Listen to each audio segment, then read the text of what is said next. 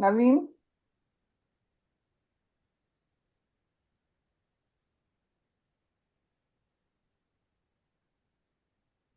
Dr. Pratima, are you there? Pratima? Yes, I'm here. Okay, I think only Dr. Anuja is yet to join. Anuja is not coming. I'm not seeing her. I will call her. Okay.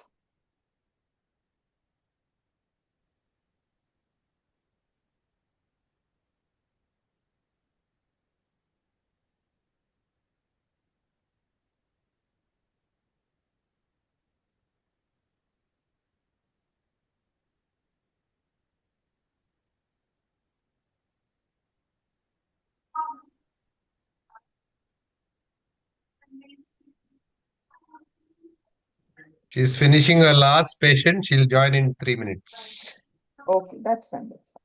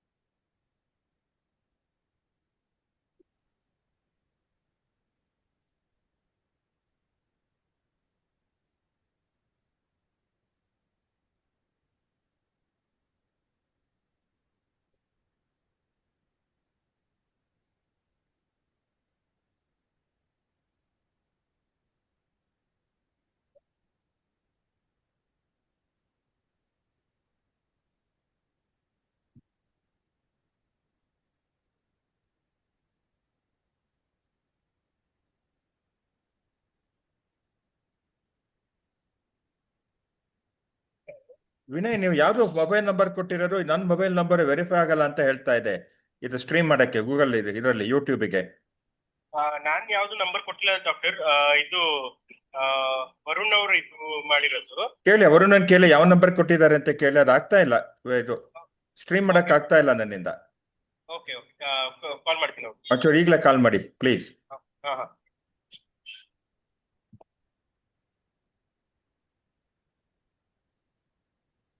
Kishore sir, good evening.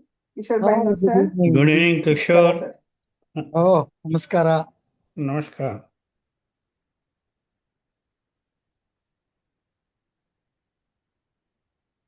So still in the US, sir?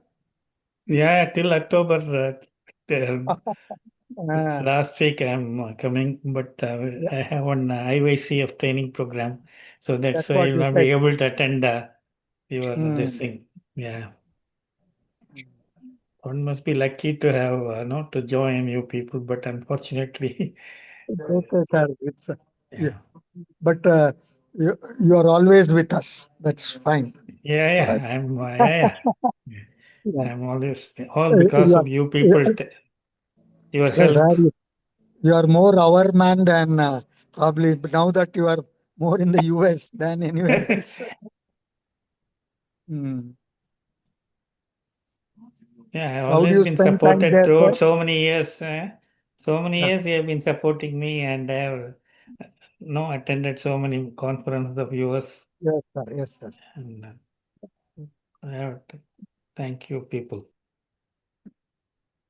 Kind of you, sir.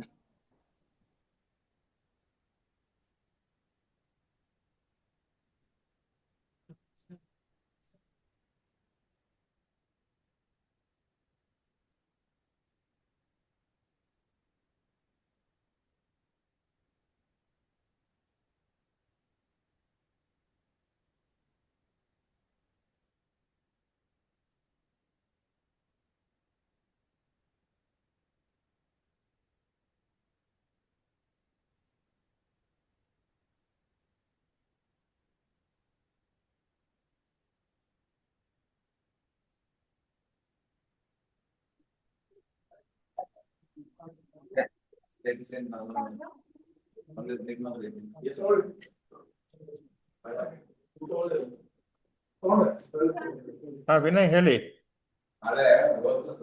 ಹಾ ಹೇಳಿ.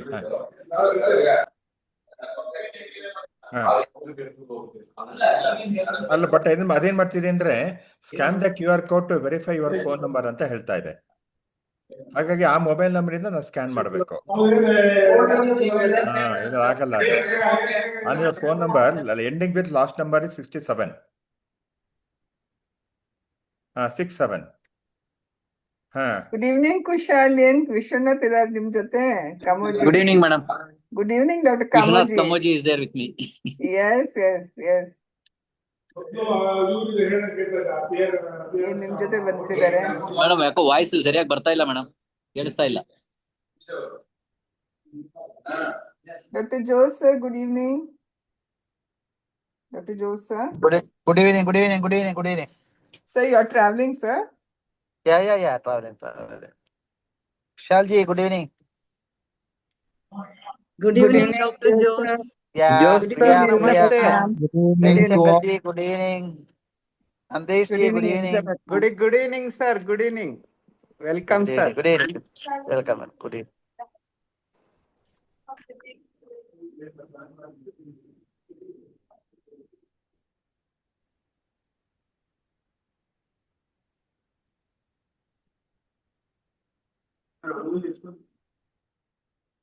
Uh, 6,200 plus 7,500.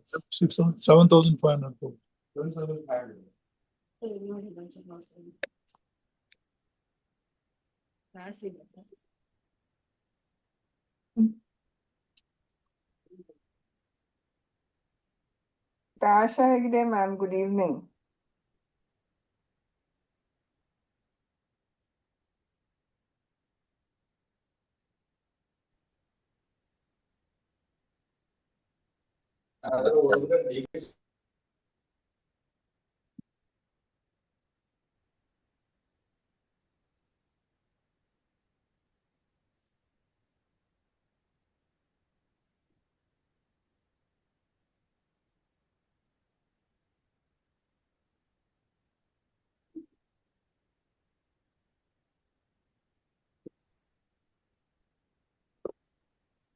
I think Sumit is a very interesting topic anta kanutte. Lot of people who are very much interested in this. I can see so many names here. Like Vanita. First time I'm seeing Vanita after a long time, madam. Vanita, madam. ಅಲ್ಲ ಆಶಾ Hegde madam ಬಂದಿದ್ದಾರೆ. Asha Hegde madam. Vanita has come. Good evening, Asha. So Good many. evening. I'm trying to switch off. Suleka is there. The name comes. Suleka comes. is there. Nutan is there. Yeah. Bami, good. All good. I got a lot of requests. Asha madam is there. Asha Hegde madam is there. Namaste. Good. Namaste, Suleka.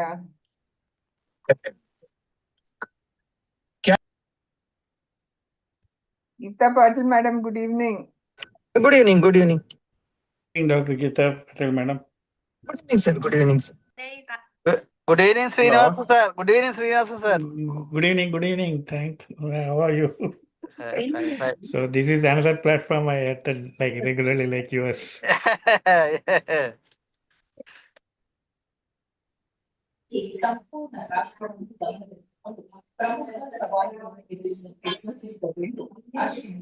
Ravishankar recording on ಮಾಡಿದಿರಲ್ಲ? ಅಲ್ಲ mute ಆಗಿದ್ದೀರಾ ಇವಾಗ? Technology का use करके distribution system को आप कैसे organise करें, वो कैसे सार्थक IPS की व्यवस्था आप रखेंगे। 25,530 करोड़ रुपए का इसका एलोकेशन 5 साल का टाइम पीरियड था। इसमें 3 बड़े एलिमेंट्स रहेंगे टेक्नोलॉजी। सबसे पहला वो है PDF बेनिफिशियरीज की रजिस्ट्री। करेक्ट व्यक्ति को सुविधा न हो, इसके लिए टेक्नोलॉजी का उपयोग करके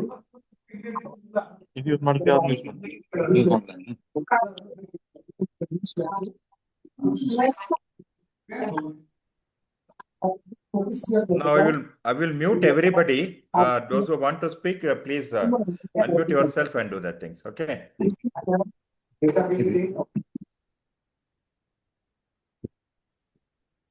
So shall we start, sir? Yeah, sure.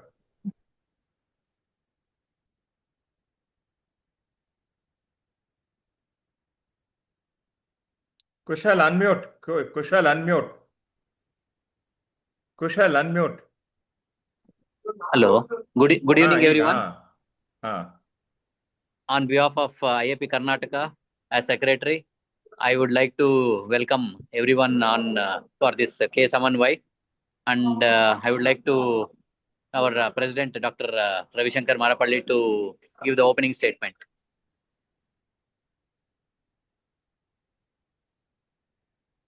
Thank you, Kushal.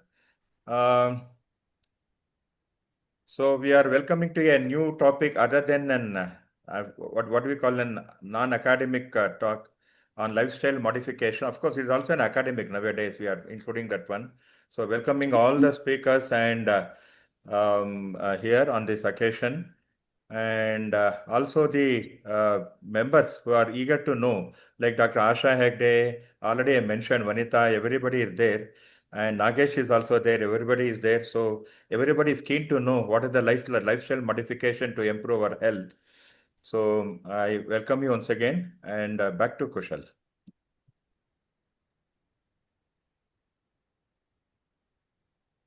Thank you, sir. Now I would like to ask our coordinator, Dr. Nandish, to give the opening statement. Yeah, very good evening, all, sir. I welcome you all to our prestigious IAP Karnataka program K Samanvay, which is giving academics very successfully to all our members.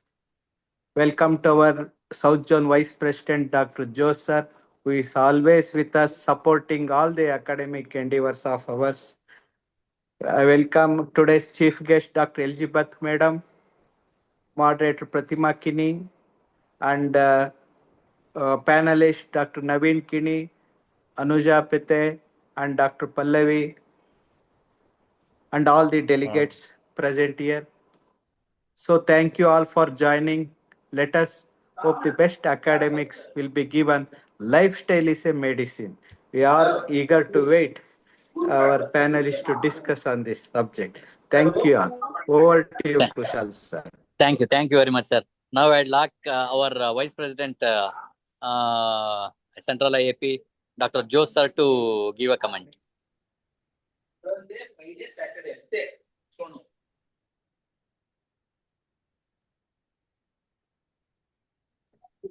Joe, sir. Joe, sir. Joe, sir, I think he has missed. I would like our convener, Dr. Smita Nayak, to Kushal, take over the wait. session. Joe, sir is talking. Joe, Whether I am not audible? Whether I am audible or not? Now you are audible, sir. You are audible, sir. I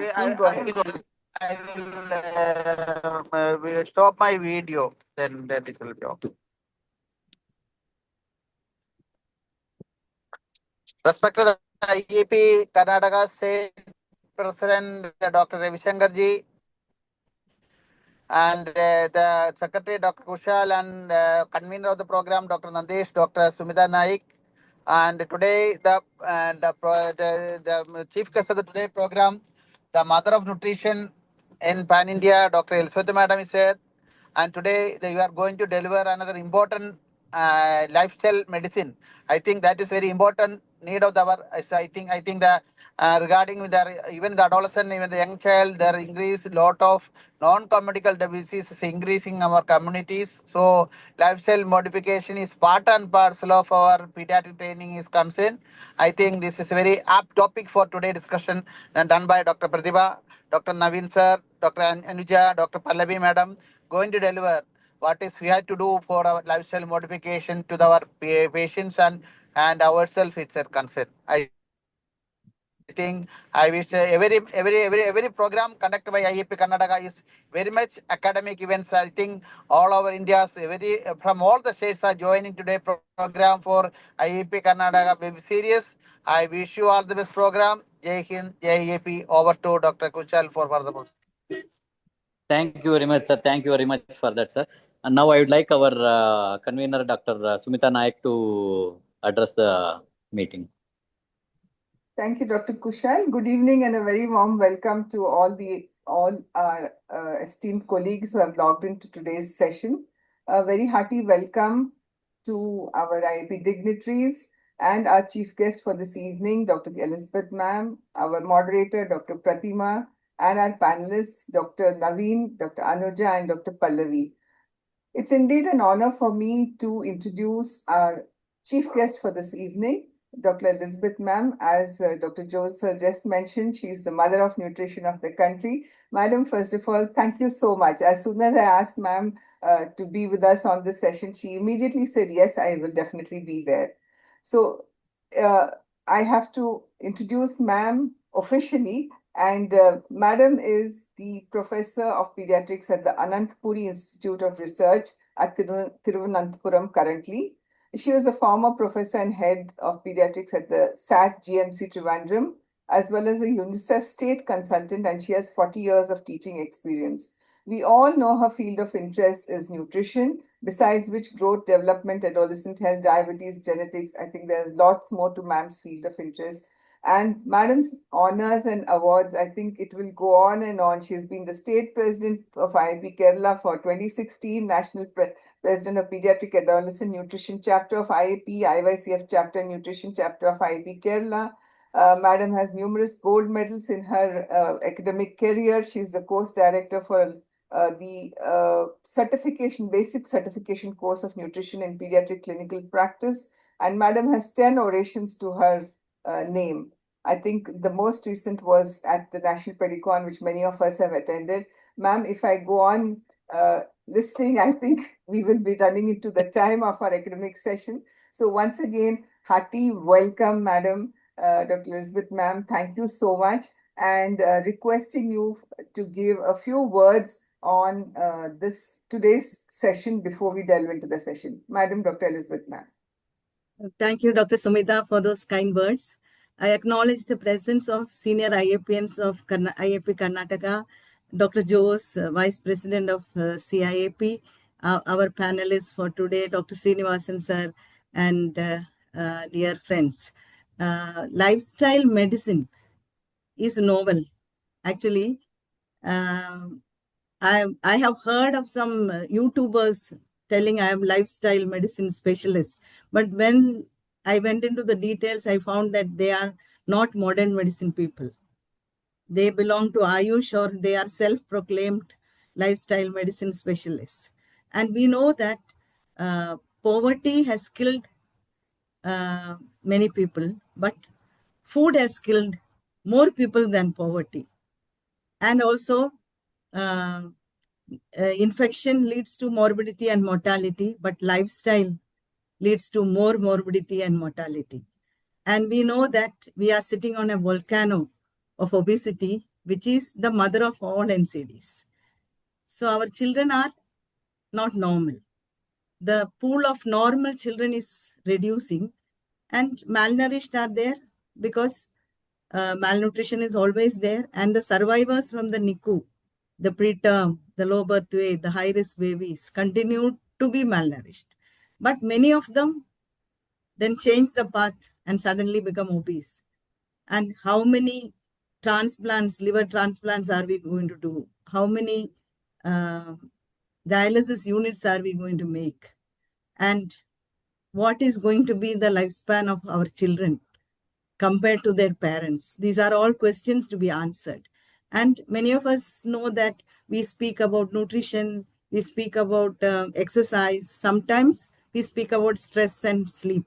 But we know that lifestyle medicine is built on 6 pillars.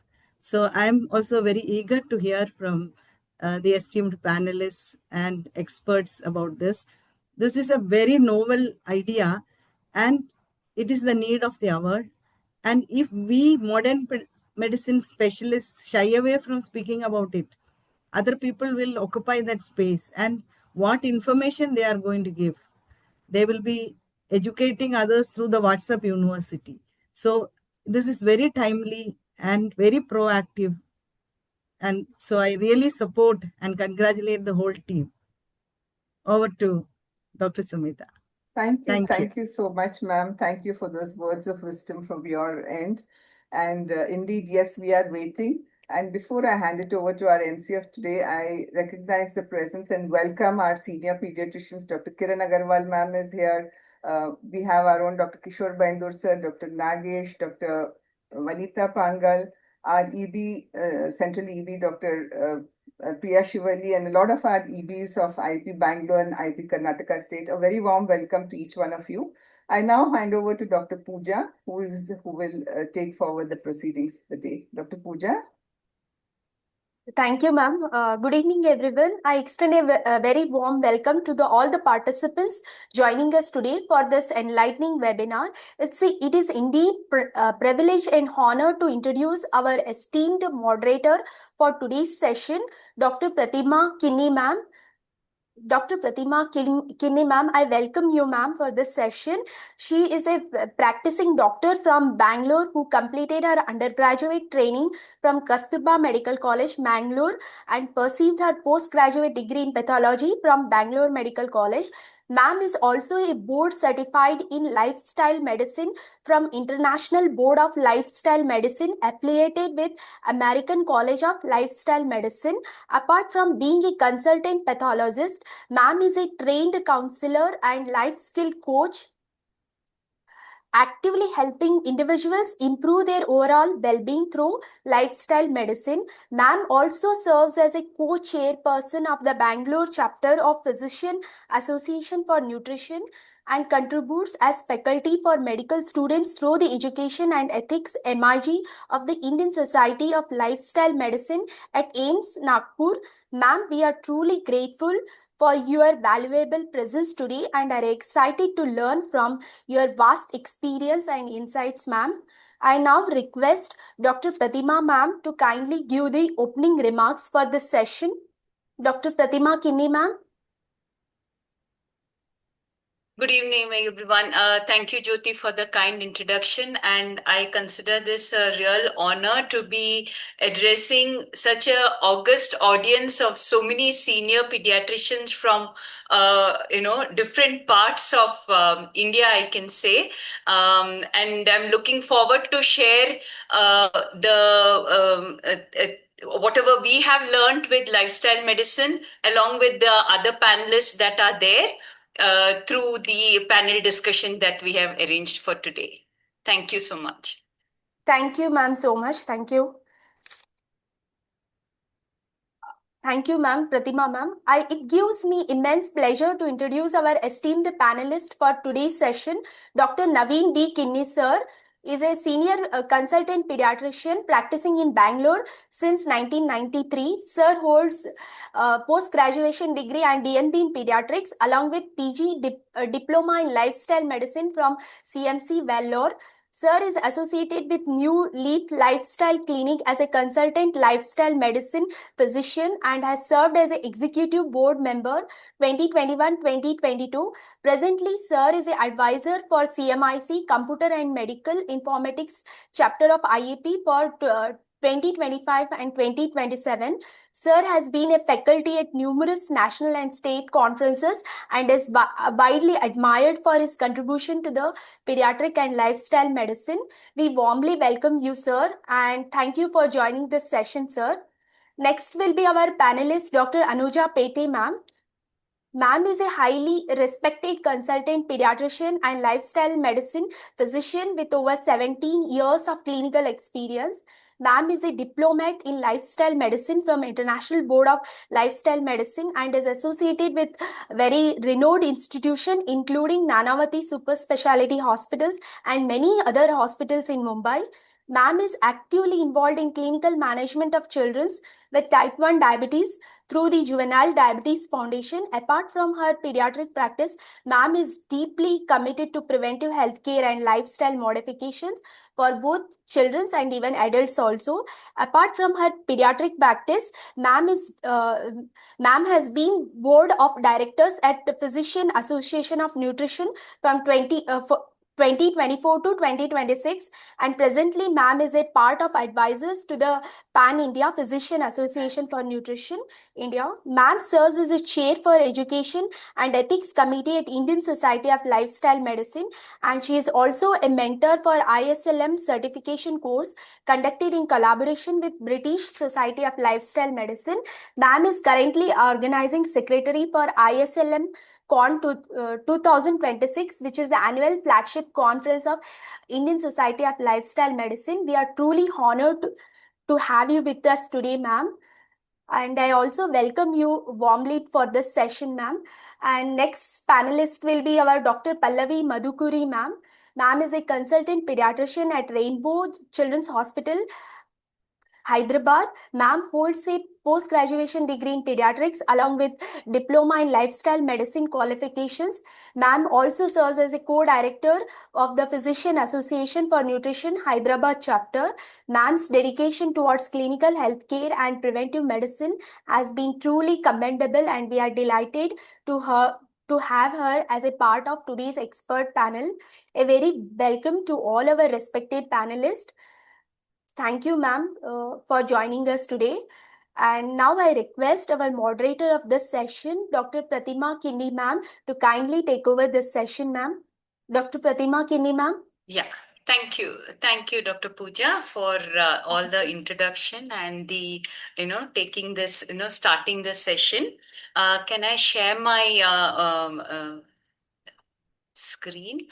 Okay, so before I start, I would like to thank you all for attending this so late in the evening after a busy working day of practice. But I am sure that you all are going to be, having a lot of, we are not going to disappoint you with whatever that you have been expecting. As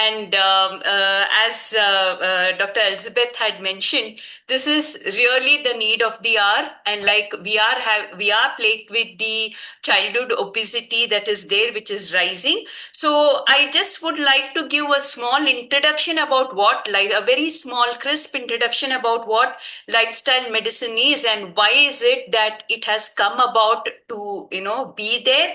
And actually there are courses which are being conducted in allopathic medicine where you can get certified as a lifestyle medicine physician. Okay, so I just want to share a few slides before we start the panel discussion.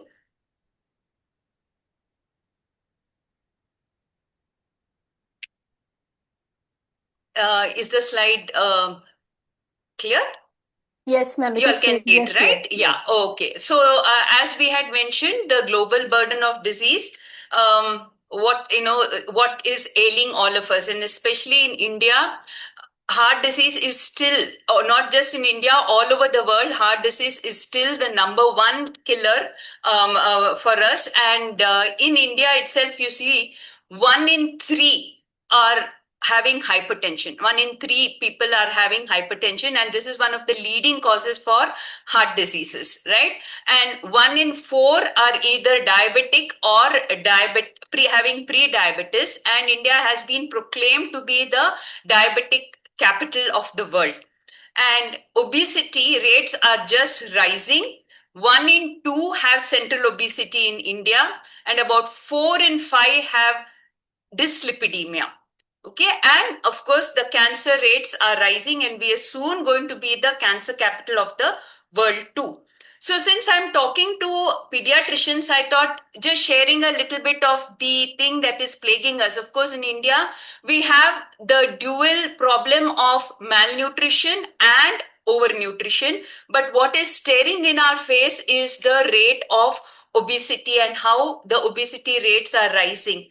So in 2025, we have 41 million Indian children who are obese, and we are only second to China. Okay, and the alarming thing is it is rising by 5% every year. Now, in 2016, 2015-16, it was about 2.1%, and it has jumped to 3.4% in 2019 to 21. And if we see, there are it is said that 1 in 10 obese children by 2030 are going to be Indian children, and by 2040 we are going to have about 56 million children who are going to be obese. Okay, so this is where we are at, and that is why we need to question ourselves as to what is it that we are doing wrong. Why is it that these things are rising despite so much of advances in medical care? We have helped in treating infections. Now we don't have any starvation. We have enough food, but still the number of NCDs, the non-communicable diseases, are only rising, right? So probably we are so busy mopping the floor that we have forgotten to switch off the tap, right? That is what is lifestyle medicine about. Looking at the root cause, taking off what is actually causing the disorders. Okay, so we have 6 pillars, as Dr. Elizabeth ma'am had rightly said. But the thing is, in evidence, in lifestyle medicine, we are using evidence-based lifestyle therapeutic approaches. So this is something that has been proven and something that we know that works. And what are the 6 pillars? One is the predominantly whole food, plant-based way of diet eating, where we are looking at food as a whole and not other processed and the ultra-processed foods. Second pillar is having a regular physical activity or exercise. The third pillar is having adequate sleep. Fourth pillar is having stress, being able to manage our stress or coping with our stress. Fifth pillar is the avoidance of risky substance use.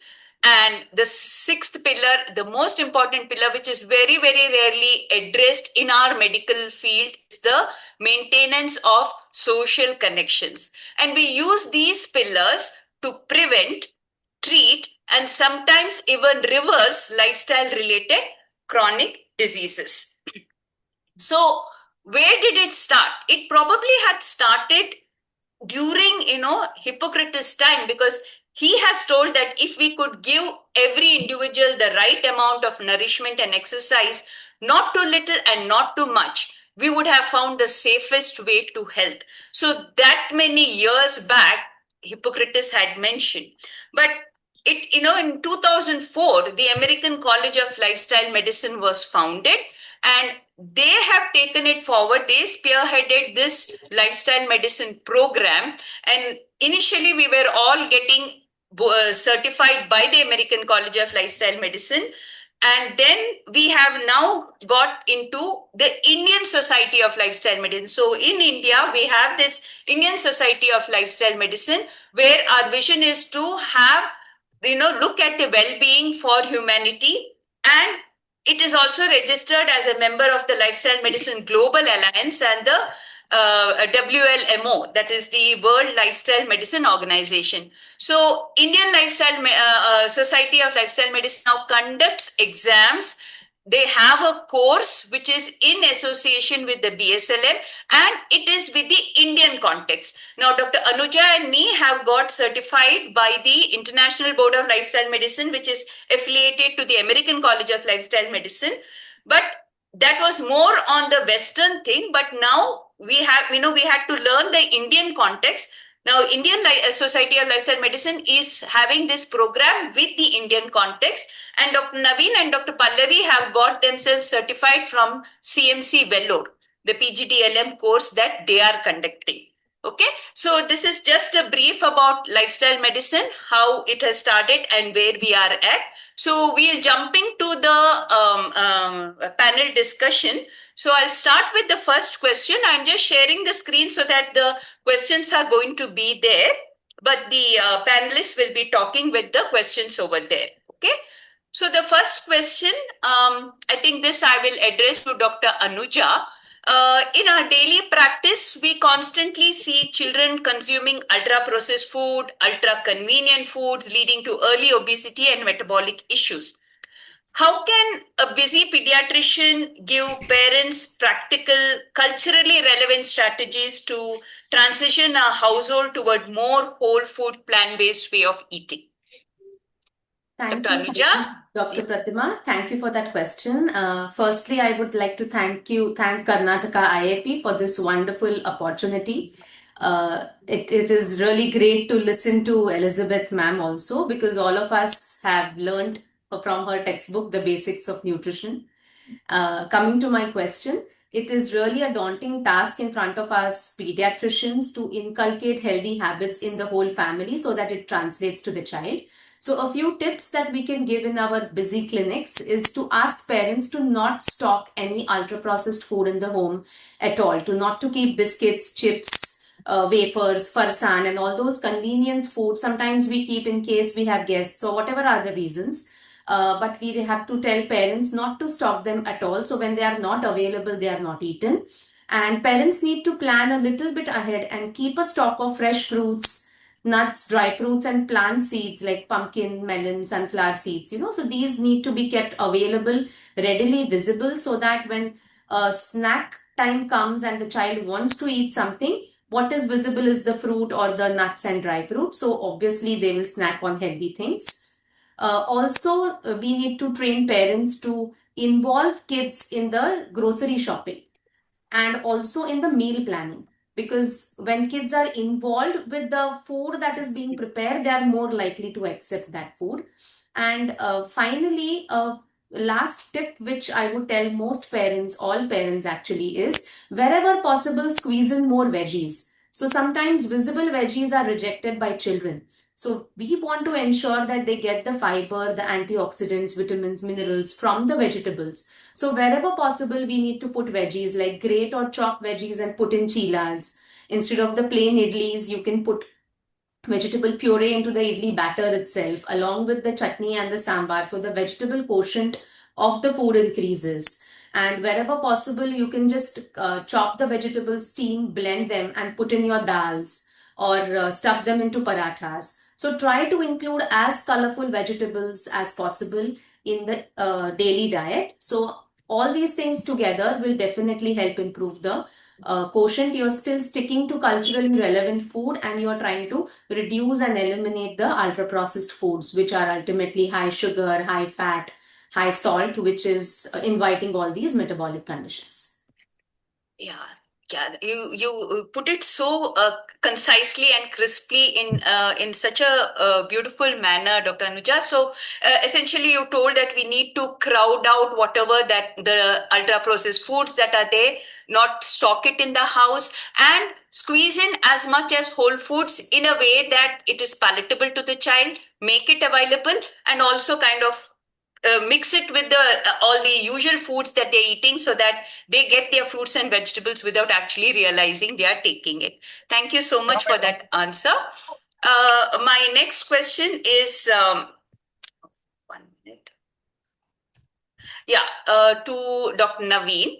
So, parents are often deeply anxious about the growth milestones and frequently ask, if my child doesn't drink multiple glasses of milk or eat meat, where will they get their protein and calcium from? So how do we confidently counsel? Because in whole food plant-based way of nutrition, we are not focusing on, having these animal products. So how do we confidently counsel them in meeting their nutrition needs through a plant-based way of eating?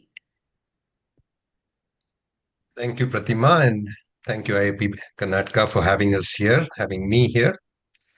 This is probably the most common question asked and the top source of anxiety for parents in our clinic. Parents are conditioned to believe that growth requires liters of milk and regular intake of meat. What we need to do is gently reassure them with solid nutritional science so that they can change their beliefs. I'd like to begin by pointing out that in underprivileged and undernourished children, where availability, affordability, and the amount of food is a problem, any source of protein and calcium, animal or plant-based, is acceptable. Also, lifestyle medicine promotes a predominantly whole food plant-based diet, not a completely plant-based one. As you can see from the image on the slide, which is from the latest ICMR guidelines, a little amount of meat and dairy products can be given to children. So when parents ask us this question, we first need to clarify that while dairy and meat are excellent sources of calcium and protein, they aren't the only sources. For example, calcium doesn't just come from a cow. In India, we have incredible plant sources too. 1 tablespoon of sesame seeds or til has more calcium than a glass of milk. Traditional grains like ragi are absolute powerhouses of calcium and even iron. If we include green leafy vegetables, curry leaves, lotus stems, cruciferous veggies like broccoli, cabbage, cauliflower, etc., we can provide our children with excellent bioavailable calcium. Similarly, protein. If you have a combination of traditional Indian grains and legumes, then it can form a complete protein profile. Say, daily intake of dals, soy products like tofu, edamame, soy milk, lentils like chickpeas, beans, green peas, grains like quinoa and oats, green leafy veggies like spinach, amaranth. If we have seeds like pumpkin seeds, chia seeds, nuts like almonds and peanuts, they're all high enough with protein to even serve the needs of an extremely active child. What we as pediatricians need to do is to reassure parents that if a child is eating enough total calories, that is, say, if a 5 kg child eats about 1200 to 5-year-old child eats about 1200 to 1600 calories depending on his activity levels, then a protein deficiency is virtually impossible. So to summarize, both animal and plant sources provide enough calcium and protein. But we need to remember that animal sources come with a baggage of high cholesterol, high saturated fat, and zero fiber, while plant sources come with high fiber, plenty of healthy fats, antioxidants, phytonutrients, and zero cholesterol. So if I can compare protein and calcium delivery to products delivered on Amazon, it's like getting them delivered by an electric vehicle, which also cleans the road when you get it from plants, rather than a black smoke emitting diesel vehicle which pollutes the atmosphere when you get them from animal sources. That's a very nice analogy, Dr. Naveen. Thank you so much for that. And if you can see the ICMR plate, half the plate is filled with fruits and vegetables. So we need to see that a food plate is divided with half the plate filled with fruits and vegetables. The other half, quarter of it should be filled with the whole grains, and the other quarters to be filled with the protein-rich foods, which are the pulses, dal, lentils. And as Dr. Naveen has already pointed out, we can get sufficient calcium and protein also from plant foods. So we need to focus on distributing our food like the ICMR plate has told, and this will lead more to nutritional literacy and will prevent any kind of deficiencies that we can think of. So, these are the questions that we had for nutrition. Next, we'll go on to the question on exercise. Dr. Anuja, this question is for you. With heavy academic schedules and increasing screen time, structured playtime has been drastically, become less. Now, what are the realistic ways that pediatricians can encourage exercise as medicine, as we put it, for urban schoolgoers who may claim that they have no time or space to play? So we are seeing a lot of underactivity and sedentary behavior right from childhood, going into adolescence and adulthood. The ideal recommendation is about 60 minutes of moderate to vigorous physical activity every day, at least 6 days a week. And when we compare the ideal, what is actually happening is way, way less. Many times the reason given is that we cannot find that a continuous 1 hour for physical activity with so many classes, other activities, school and everything. So what I would advise parents is to advise or to encourage kids to have exercise in small aliquots. We call them movement snacks. Like if you have some 5-10 minutes spare, you can just do jumping jacks or squats or lunges or even skipping or spot jogging or even dancing to some music. This works like a movement break, also adds on to exercise. And if you do 2 or 3 of these, so ideally the duration is 60 minutes, but it is proven that even a small amount of exercise, 2-3 minutes at a time, is also beneficial than no exercise at all. So small movement breaks where you can do some amount of exercise, 5-10 minutes, 2-3 times a day, also starts making you much more better physiologically. Also, I request parents to ensure that they and the kids are active all through the day. So rather than sitting for a long time, every 1 hour, take a 5-minute break, movement break where you just walk around for some time. Or if you don't have space for that, just do all these exercises, like I said, jumping jacks or, lunges or squats in one position. So some movement happens in the body. Try to use the stairs, do not use the lift too much. Try to walk small distances, use cycle wherever possible. So all these things also add on to being active. Also, parents, we can guide parents to plan the child's schedule such that they dedicate some amount of time for exercise classes or exercise in the entire day, may it be morning or evening. Because once we explain the advantage that exercise definitely improves cognition, concentration, and not just muscle and bone strength, and overall holistic growth and development, then many parents are more likely to try and fit in this into the child's schedule. Also, I tell them that between the ages of 5 to 12 years, kids should actually actively experiment with the different sports that are available. So a structured training of any sport would also give them exercise along with all the positive things that come along with being a sportsman, that is the sportsmanship spirit, working together with a team. So all these are wonderful qualities which are ultimately going to help the child perform better in each aspect of life. So that is something that parents need to understand. So at each visit, I give a little of this to parents. So consequentially, I see a lot of difference in the attitude of the parents. Once they know that exercise is so important, they will start devoting more time and trying to manage the child's day that way. Thank you, Dr. Anuja. So, like you said, every time they come, you give them little snippets of movement snacks, and those are also the snacks that you're giving them to know, and also educating them about why exercise is not only for their muscle and their bone growth. It also is for the cognition. That improvement also happens. So then that will make them definitely get them to enroll their children to do some kind of activity, and of course any kind of movement. It doesn't have to be a scheduled 60-minute, I don't have time so that I can't do, but within their house, however long, even small 10 minutes breaks can make a huge difference. Thank you so much. And next question is to Dr. Pallavi.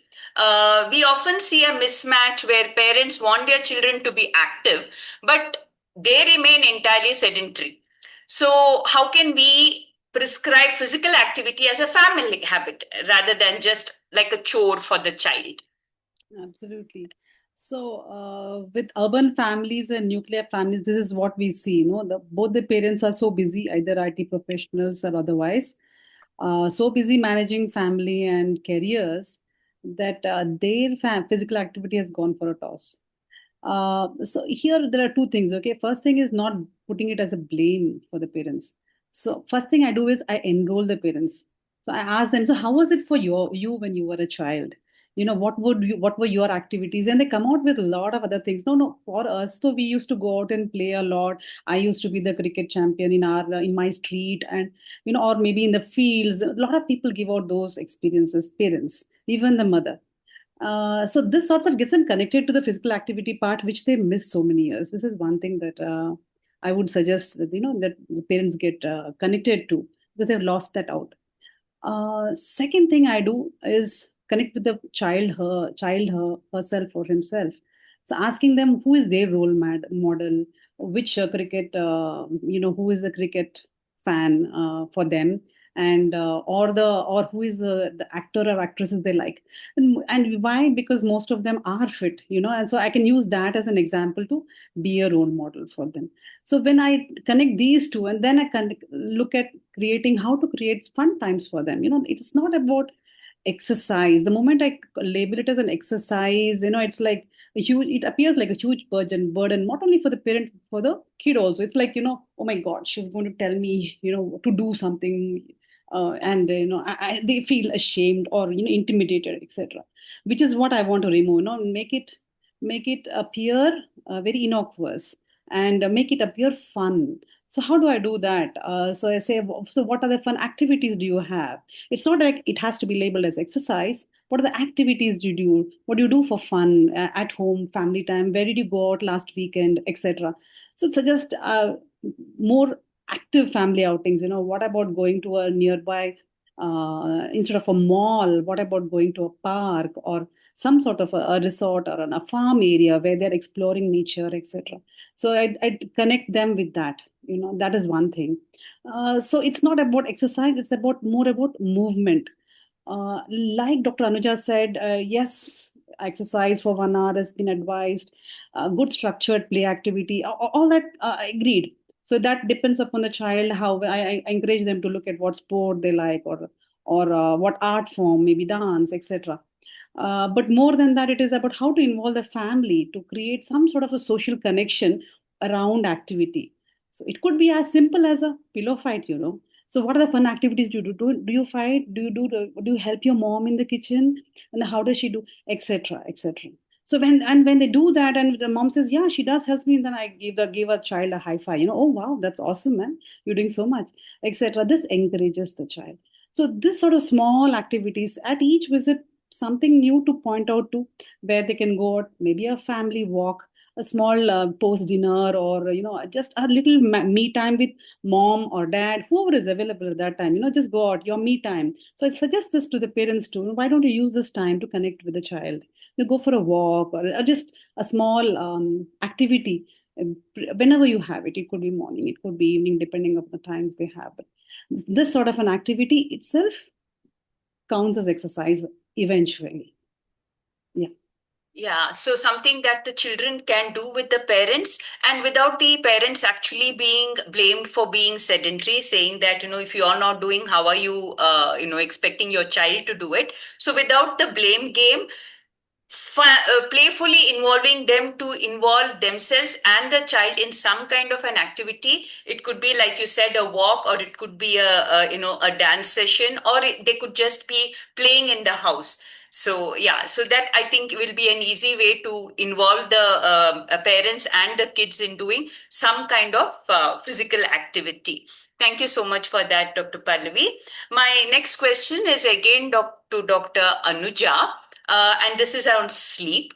So, late night screen news and academic pressure are causing widespread sleep deprivation. We know that, and that is leading to behavioral issues and also poor school performance. So, if you can say 2 non negotiable sleep hygiene rules that you can tell parents that in a routine clinic, what will that be, Dr. Anuja?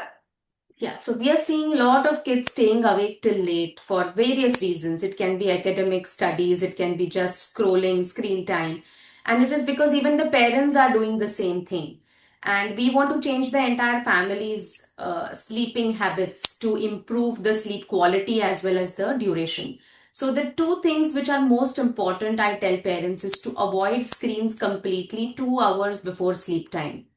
So, and we typically try and tell them to plan sleep time around 10:30. So after 8:30, we avoid all screens, especially for children, and create a dim lighting, a soft soothing music, or a lot of quiet. Basically, it should not happen that there's a lot of things happening in the kitchen. Someone is tidying, making a lot of noise, news is on, there's a lot of activity happening in the house, then the entire household doesn't shut down for sleep. So we need to prepare an atmosphere of lighting, less noise. Also, routine bedtime activities which prepare the brain to kind of wind down and prepare for sleep are very, very important. And when these are done sequentially every day as a routine thing, the brain learns to kind of wind down for that. And these activities can be for children, definitely, like, prepare your uniform and everything for the next day, pack your bag, see everything is ready. Also gives them a sense of ownership and responsibility for their chores. Then change of clothes or a quick shower or something, then brushing teeth, visiting the washroom, and then finally sitting on the bed, practice some rituals like say chanting something or abdominal breathing, so which kinds of helps them ground and bring them to the present, rather than continuously doing some activity or doing some thinking right till the time you are on the bed. So the deep breathing definitely helps them to calm their minds, and then they can sleep. Also, I suggest that there should not be too much variation between the weekdays and the weekends, because typically what they do is they feel I can catch up on my sleep on weekends, and then the not more than 1.5 hours of difference between the duration of sleep during weekdays and weekends. And that is how the body learns to kind of get aligned with the circadian rhythm. And then I think Dr. Naveen later will explain how that is very, very important for our healthy physiology. So these are a few things that I ask parents to definitely do. Yeah, so if I'm just have to put it in a nutshell, one thing is, shutting down the screen time at least 2 hours, at least 1 hour before bedtime, and have a bedtime routine every day. And the sleep time should not vary too much between the weekday and the weekend. So try to keep it as regular as possible, and not that they can just stay for a longer time awake during the weekday and sleep longer in the weekend. That doesn't work. We need to have a regular wake up and sleep time during weekdays as well as the weekends. So my next question is to Dr. Naveen. Many parents don't recognize that chronic poor sleep directly contributes to childhood obesity and insulin resistance. How can we explain this biological link between sleep and metabolic health to parents in simple, impactful terms in a busy clinic? Yeah. You have already explained the problem of obesity and how serious it is and how it's increasing. Parents, and for that matter, most teens, often think that sleep is just for rest. And so they sacrifice it for late night studying and scrolling. We need to explain to them the biology of the harmful effects of poor sleep in a simple way that they can visualize. What I tell my patients is, when your child is sleep deprived, their brain sends emergency signals to disrupt two major hormones, ghrelin and leptin. Ghrelin, the hunger hormone, goes up, making the child crave for high sugar, high fat comfort foods. And at the same time, leptin, the fullness hormone, goes down, meaning the child never feels satisfied and tends to overeat. Furthermore, when there is poor sleep, the stress hormone, cortisol, goes up, and this signals the body to store fat, particularly around the belly and around the viscera. And this leads to early insulin resistance. So, as far as metabolism is concerned, good sleep isn't a luxury, it's a necessity. And not just obesity, lack of sleep has multiple other effects. consolidation of memory occurs during the latter half of a good night's sleep. That is the REM sleep, which occurs between the 5th and 8th hour of sleep. Immunity is built during deep or N3 sleep. Growth hormone secretion occurs during sleep. So therefore, children who have not slept well, in addition to the metabolic effects like obesity, hypertension, and insulin resistance, will have difficulty in remembering what they have studied, will have poor immunity, and will probably not grow to their optimum potential if they don't sleep enough. And I think this is probably something we pediatricians can drill into parents and even the children, especially the ones who are appearing for their board exams. Yeah, so sleep is so important, not just to regenerate the tired body, but there are so many other active things that are happening, like you mentioned about all the hormones that are being secreted, how so many genes are actually being changed when the sleep happens, and of course the tendency to eat more of the junk food when you are not slept enough. Even we as adults, we can see that if we have not slept enough, we readily want to just, if we are, there's an experiment that has been made that when you're not slept well, they kept the healthy food and the junk food, but the tendency was to eat more of the junk food than the healthy food. So sleep plays a very important role in our metabolic health also. So the next question is to Dr. Pallavi. We are seeing younger and younger children exhibiting signs of stress, anxiety, and school burnout. What are the simple age-appropriate stress coping mechanisms or mindfulness tools that we can introduce during a short consultation? Okay, this is a handful, Pratima, to be telling in a small consultation here. But then let me see what I can do. So first thing I will say, if when a parent comes like this, we do face this. All of us face this. Exam stress is a big thing. I see a lot of this scenario with parents who are relocating. Either from Bangalore to Hyderabad or from US to Hyderabad. A lot of kids come like this with stress, anxiety, and of course psychosomatic diseases. So first thing I would actually focus is on normalizing the stress, and avoiding shame. The parents are already stressed out about this. So first, the consultation is really about coaching the caregiver themselves. So I would say something like children today experience chronic stress. There is pressure, peer pressure, and also overstimulation. So this reduces the blame a little, and it is about coaching, core regulation. Like I tell, how stressed are you? Ask the parents, how stressed are you, or what's your life all about right now, and all of that. And most people give you really stressful scenarios. So just listening out to them reduces that. They always go back with a thank you, by the way.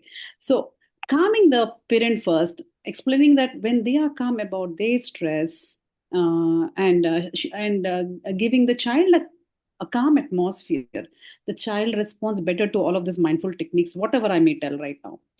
That is the first thing. So the parent counseling would be about, creating a calm atmosphere. Look at creating some fun times, down regulate all this overstimulation, like has been told before, gadgets to the minimum, no sleep has to be prioritized, good nutrition, etc. No sugars, we all know that, etc.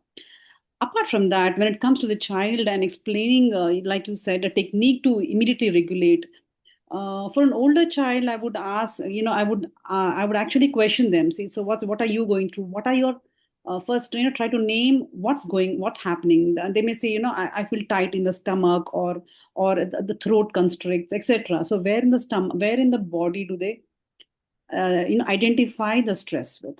First point. Second point is, can you name the emotion that is associated with it? These are mindfulness techniques. I don't think I can do this for every patient, but yes, some patients, especially adolescents, I do take the time off and do this. So I explain to them some techniques. If they come with a panic episode, for example, a lot of panic. Today I had one child with a panic episode, and so I would say, what would you do next time it happens in a bus and everybody gets, totally flustered by this? So I gave her this thing, you can breathe into, we all know this, breathe into a small air bag or any plastic bag tightly around your mouth, breathe in and out for just a minute, slowly, as much. And it usually calms down. This is what we do in the emergency room for a patient like this. It usually works very well. First point. Second, another scenario I would give is, can you, if when you identify this thing in your body again, like a constricted throat or a tightness in stomach, this is a cue for you to start doing this tip. The tip I would give is, one of them is breathing, box breathing, 4-4. I'm not sure if people are aware. So breathe in to 4 counts, hold 4 counts, breathe out 4 counts, hold 4 counts. So this actually activates the parasympathetic system and calms the nervous system down, reduces anxiety. A few breaths also is enough. Or I could go ahead and do this, count your fingers, like go up and down your fingers, this way, like this. So breathe in, breathe out, slowly. Hold, breathe out, and again breathe in, like that. This is a small technique that I teach them. The other thing I also do is, grounding. Small techniques like, can you tell me 3 things that you can feel, you can see, you can taste, or you can touch, etc. So 3 things like this, and immediately grounds them, because it brings you back to the present moment. We all know this, but I make them do this exercise for a minute or two. The adolescent really gets it. It's not easy with a younger child. It takes longer time. In such cases, I do take the help of a psychologist. I think this answers the question, Pratima. Yeah. I mean, I know it's such a deep subject, and it's very difficult to just put it all in a box in the 3 minutes that you've been given. Yes, children, we kind of draw an infinity line, and then we ask them to go along that infinity line. So when you're going up, you breathe up, and when you're coming down, you breathe out. So we give them that kind of a thing that, they go along that infinity line so they can breathe in and breathe out. And like you said, the box breathing really works wonders. Many of them have told that this box breathing helps. And also we can do the mind distracting, where we ask them to, shift their focus from that panic attack to try to see whether you can see 3 things, and then 2 things that you can feel, and 1 thing you can smell. When you give that, then they calm down and come back to the present moment. So we had already told that the parent's stress can kind of affect the child. So Dr. Anuja, if children are internalizing their parents' stress, which manifests as functional abdominal pain or headaches, how can we subtly address the parental stress management as a means to cure the child's physical symptoms? Yeah, so as pediatricians, we see so many times that children come with recurrent symptoms, right from functional gastrointestinal conditions in infancy itself. Like we see a lot of reflux, a lot of colic, and frequent visits for the same complaint. And that kind of guides us that there is something going on beyond the physical checkup of the child, which is usually absolutely normal. And then we try to delve deeper, just talk it out with the parents, and try to understand, where exactly there is stress or something happening in the family which might affect the child. So it is important to make parents aware that stress itself can manifest in many ways. It is not always a physical thing that is causing a symptom in the child. So many times parents are not aware. When it is abdominal pain, they will keep pushing, and once you have investigated thoroughly, you ultimately boil down to, there is no reason, nothing wrong with the child, but it still keeps coming. It boils down to stress. A lot of other frequent headaches, back spasms, leg pains, and also, like I said, in infancy itself, when the child cannot talk it out, they still can absorb this stress. So giving this insight to parents is important, that the child themselves may have their kind of stress, something as simple which we may not even perceive, is like the homework is unfinished, or the best friend is not talking, or the teacher scolded. So these seemingly simple things also can cause stress to the child. But the child is like a sponge, and the child is going to imbibe the atmosphere in the house. So if there is some subtle cribbing going on, some mismatch in the family members, sadness, anger, all these also reflect on the child subtly. So giving this insight to the parents is very important. So then they can retrospect and introspect and see if they can change those environment in the house which can impact the child. Also, appropriate referrals are important because many times parents may not open up to the pediatrician about their own concerns and problems, but they will definitely seek help for the child. So, appropriate referral where through the child, the parent also gets therapy is also important. So, timely referral helps to a mental health specialist. And also, we need to start approaching these functional symptoms with a dual prong, I feel, because we have been trained and we have been taught that first rule out all the physical things. If there is nothing organic, then you can consider stress. But in today's world where stress is omnipresent, we should not waste time just, seeking and digging deeper for organic problems. Along with that, we should simultaneously start tackling the stress as well. So as we investigate for a particular symptom, we should also simultaneously find out the triggers, and if there is any stress happening, try to sort that out by advising the child, the parent, with whatever level we can, and then appropriate referral simultaneously. So this will save a lot of time and will have a much better positive impact on the child's health. Also, we need to train parents to emotionally decompress themselves. So they carry a lot of stress from their office, and if they're bringing the same stress at home, that is going to impact the child. Also, many times parents ask pointed questions. How was school? How are your marks? What did you study? Did you finish your tiffin? So these are like question and answer, interrogative questions, and many times children do not connect very well. So it is important to connect to the child emotionally so that the communication channel remains open. So rather than bringing our office or work stresses into the house, we need to mindfully, as parents, kind of, have a demarcation there and communicate better with the child non-judgmentally so that the child is able to communicate their concerns to the parent, and then appropriate help can be sought. Yeah, so very, very well put that. One is the double pronged, approach where we will approach the emotional as well as the physical part at one time, refer when absolutely indicated, and also trying to connect with the child with these open-ended questions rather than the yes or no, asking actually how did your day go, what was your day like. And if the parent also can share with the child also feels like opening up. So some way the child will connect with the parent and say that yes, it's not that only me who is having a hard day, all of us have hard day, but we need to learn to cope with it. So this is a wonderful way of trying to involve the child and also not pass on the stress of the parent to the child. So we've going on to the next pillar, which is the addictive substances. Dr. Pallavi, while traditional substance abuse is a concern in older teens, younger children are facing a massive digital addiction, and vaping also is slowly creeping into the schools. So how can we screen for these modern risky substances early and effectively? Yeah. So I think more important is like whichever visit the child has with us, either the adolescent or school age children, younger children too. Okay.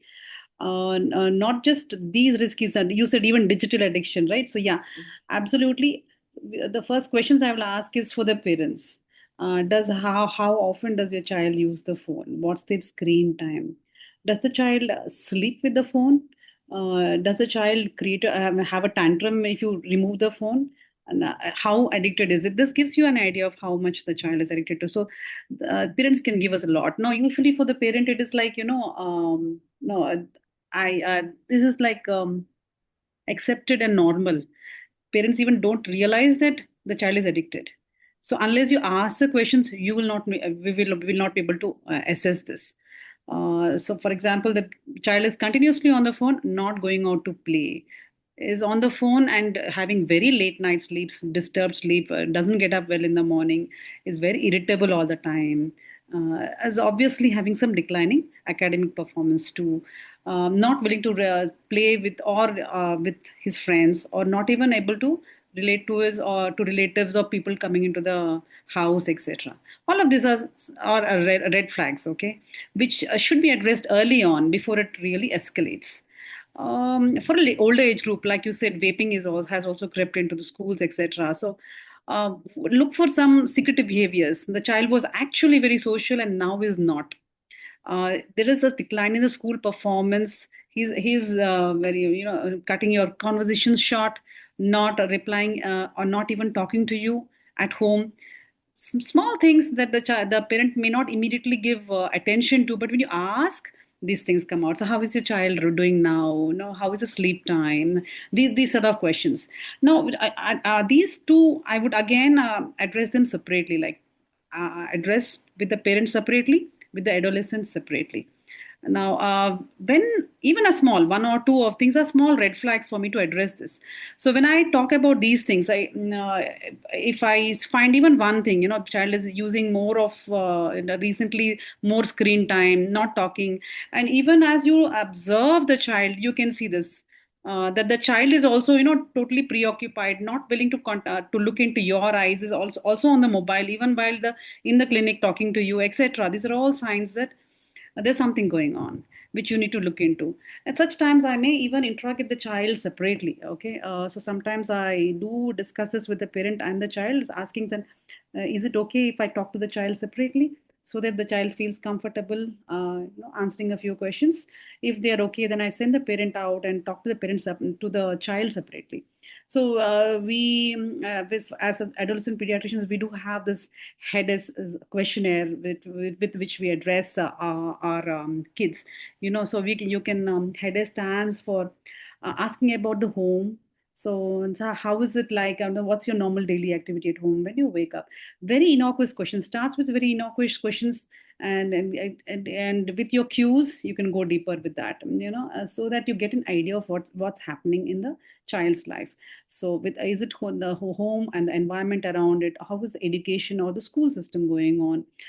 What are the eating habits and body image issues that the child may be having? Any activities or what about the peer relationships the child is having? What any drugs, alcohol to be used? So as simple as that. What in schools nowadays? So then just in the newspapers we are seeing that vape is being used and heroin had been caught in that school. And what about your school? Did you see anything like that? Question like that, and the child may come out, yeah, of course, in my school too, that person, this person, etc. Then did you see any time? Did you try it any time? It's interesting. Let us see. Make it non-judgmental. That's the cue. Otherwise, nobody is going to open up. No child is going to come and tell you I'm addicted, obviously. So you need to be really non-judgmental, and really, this is so important. You need to gain their trust. Otherwise, nothing is going to come out. So drugs, Yeah. alcohol, even sexuality, sex. I don't know. It's taboo. It's taboo in the Indian society. We don't talk. Parents don't talk. But I think we need to. Yeah, Leaders are like you. all willing to talk if they see that you are a person who can be their friend. Otherwise, nobody is going to come out. Yeah, I think you said that we have to kind of use the head assess that assessment. Go about finding out if something is happening. Indirectly ask if something like that is happening in the school, and then probably get them to open up, and then you can catch it early before it becomes an actual addiction. Yeah, thank you, Dr. Pallavi, for that. The 10th question is for Dr. Naveen. We are seeing a disturbing rise in what can be described as food addiction, craving and compulsive eating of highly palatable ultra processed foods affecting both children and their parents. So how can you address this specific form of substance dependence within the family as a unit? Dr. Nabil? Yeah, sorry. Yeah, all these days when we spoke of risky substances, we generally used to talk about tobacco and alcohol and to some extent drugs. But today, the most widespread socially accepted addictive substances in Indian households are ultra-processed foods, loaded with what I call the holy trinity of addiction, which is silently sending SOS messages to our brain saying, stop.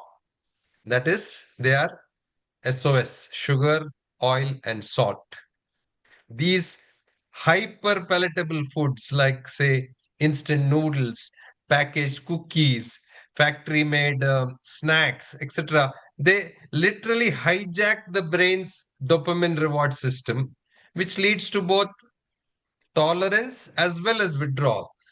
So sometimes child may not be just throwing tantrums because he's a spoiled child. It may be just the child experiencing genuine cravings. And in many families, even the parents are in the same cycle, and they also use food to cope with their own stress. So to address this, we need to counsel parents using a few strategies. One, like Dr. Anuja mentioned, change the food environment. The home must be a safe haven, not a supermarket or a mini supermarket. If you stock the cupboard with chips and biscuits and Pepsi and Coke, the child will finish and will not rest till it is done. So we should gently tell parents, don't expect your child to have the willpower that we adults don't have. So if it's not in the house, it's not in the mouth. Or in other words, out of sight is out of mind. And the second thing we can suggest as pediatricians is to de-link food from emotion. In many Indian homes, food is used as a reward. Finish your homework and you'll get ice cream. Or sometimes as a comfort mechanism. Are you sad? Okay, let's order pizza. This normalizes emotional eating early in life. So we should gently urge parents to not glorify these ultra-processed foods by offering them as a reward. We need to teach parents to reward children with experiences and connection rather than with calories. Just praise them with some words. Say, you have done very well. You've been a good boy. Or play a board game with them. Or just take a trip with them to the park or the museum. Just by treating highly processed food as a substance that requires boundaries, we can help the entire family break that cycle of food addiction and help them to reclaim their health. Yeah, like you rightly said, the whole family has to be involved. It's not just the children. And replacing the reward as an experience rather than the food will add much value, and the child also will feel good about it. And you're adding the next pillar that we are talking about, that is the social connection, which is so less these days. Dr. Pallavi, if you can take this question. So the digital devices are largely replaced face-to-face, the peer interactions that we are not seeing these, less of it we are seeing. And so how can we advise parents to foster this deep real world social connections for their children? Yeah. So we all know this, of course, that children develop emotional resilience through real life interactions, not by entertainment or information or games. So parents also know this. So how do I normalize this? This is nice. Instead of saying, cut down devices, etc. We need to encourage parents to actively create fun time together. Maybe family meals, of course, without devices. Neighborhood play, going out and actually playing, creating fun games together. Family games together. Similarly, we have all forgotten this, visits to relatives or coming, impromptu visits by others into our houses, shared hobbies, even shared meals, cooking times, outdoor activities, etc. Children actually need, so I think even educating the parents is important here, because most parents have actually forgotten that this is important. Team sports is important. Human interaction is important. Unstructured play. playing for no reason. There is no need to win, nothing. It is just simply playing. It's so important an opportunity to learn to negotiate, to wait, to to lose, to repair conflict maybe, and to develop resilience. Read expressions, even facial expressions. Children need to learn this, even tolerate boredom for that matter.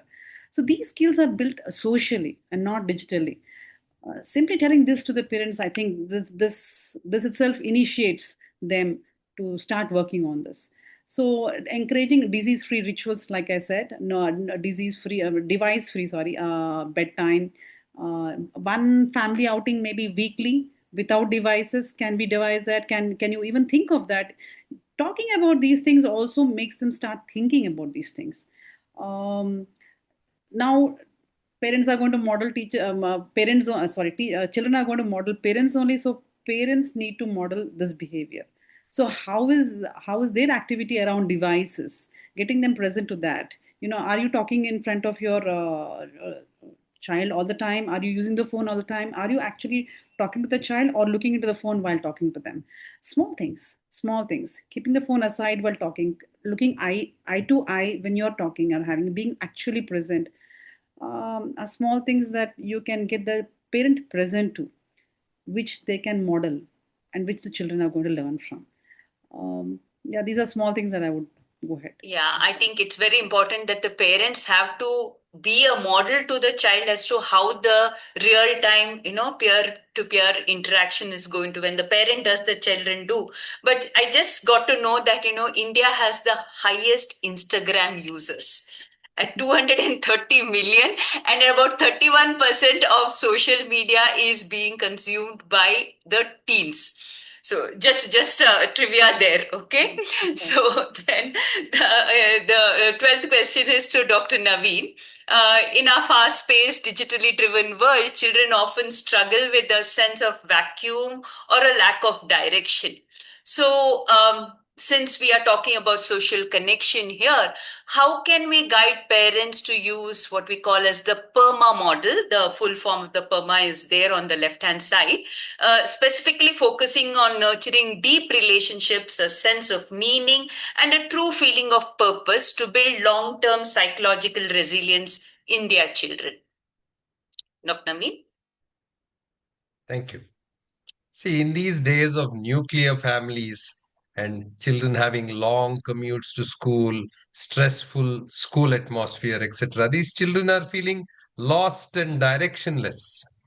So I think a wonderful way to show them, to try and change that, is to use Martin Seligman's PERMA model, which we can give parents practical suggestions to help with this. So in PERMA, the P stands for positive emotions. That means cultivating optimism and gratitude in the child. And one of the best ways to do that is for each family member, say at the dinner table, to describe one good thing that happened today and write it down. So over a period of time, you'll have a long list of things that, when you read it, you feel, okay, this is something I should be grateful for. And so this helps cultivate optimism and gratitude in the child. The E in PERMA is for engagement. That means finding activities that spark curiosity and also puts the child in a state of flow. A state of flow would be like, they lose track of time without using their screens.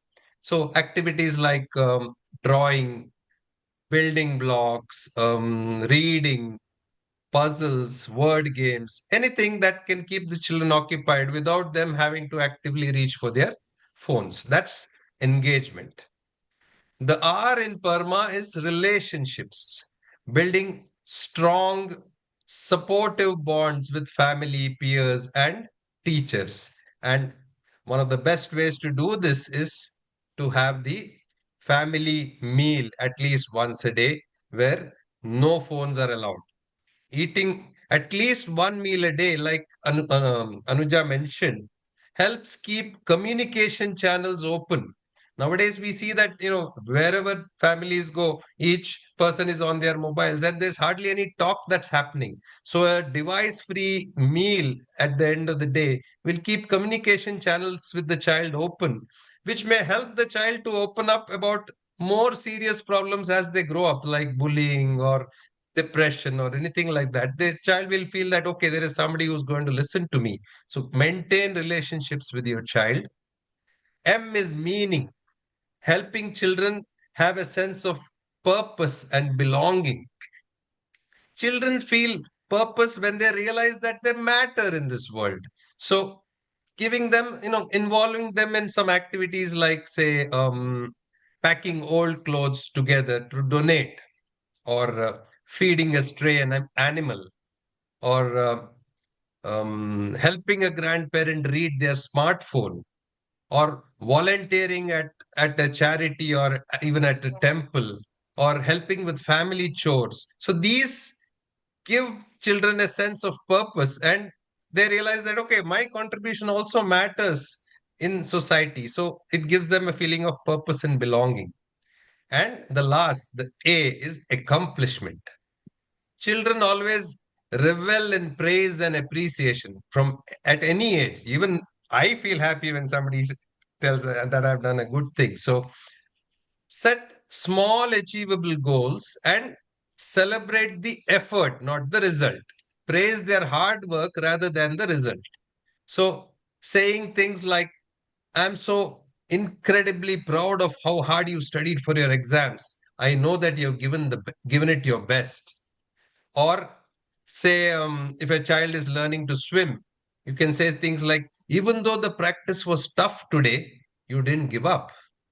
Or, I love how patiently you shared your toys with other children. So appreciating small acts of the child will will make the child feel that he has accomplished something. And if such small changes are regularly implemented and encouraged, there is a high likelihood that these become permanent habits in these children.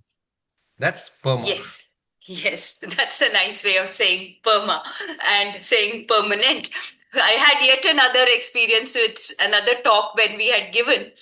They said that you've spoken so much about connections and all that. Maybe you should change the acronym from PERMA to PREMA.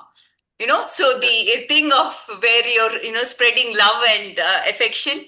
So I thought that was also a nice way of, to put it.